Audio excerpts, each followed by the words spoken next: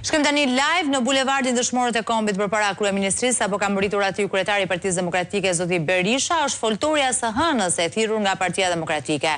E ndjekim live.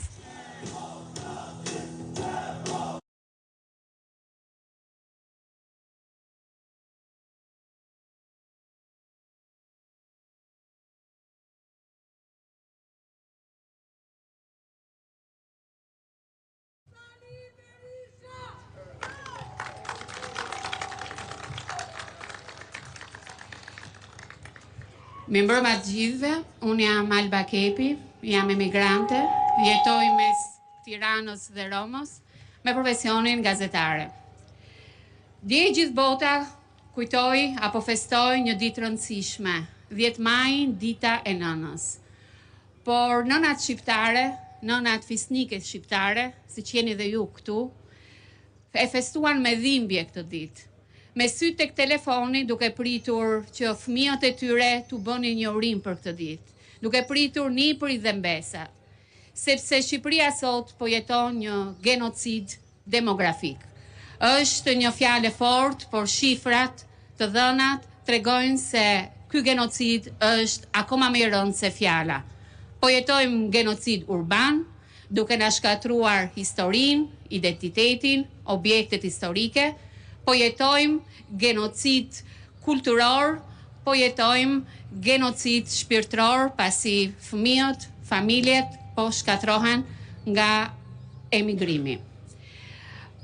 Unë sot dua të kujtoj dhe një tjetër datë që po bota e festoi këtë fundjavë. 9 maj, Dita e Europës, traktati Shumanit, i cili në një nga pikat e tij kishte lirit dhe të drejtat e njerëzit. Kishte drejtësinë ligjore, drejtësinë europiane.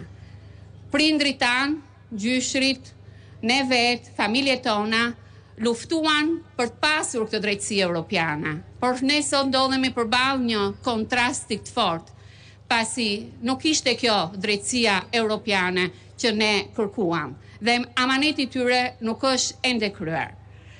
Ne jemi një kontrast të fortë me ato çka janë aspiratat tona. Asnjë demokrati këtu, as atyre që po na ndjekin në emigrim, ata që janë pamundur të jenë sot në shesh për shkak të një halli apo të një sëmundje, nuk i mungon aspirata europiane, na mungon standardet europiane. Prandaj dhe jemi këtu në shesh, Partia Demokratike mbledh çdo ditë, çdo shqiptar i bën thirrje, i ndërgjegjson për të protestuar, pasi amaneti i demokratëve, familjeve, prindërve, gjyshëve tanë nuk është kryer, dhe standardet europiane janë të pa përmbushura. Unë i bëj një thirrje dhe kolegëve të mi gazetarë. Shumë prej tyre më thonë shpesh, Alba, është e lehtë të flasësh kur jeton në një vend europian.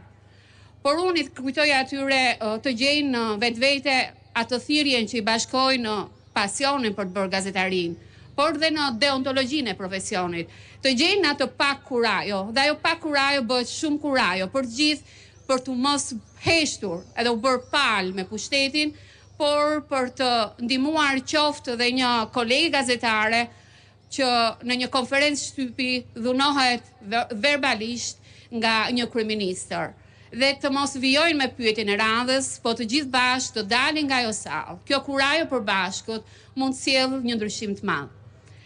Po ashtu një thirrje dhe elitës.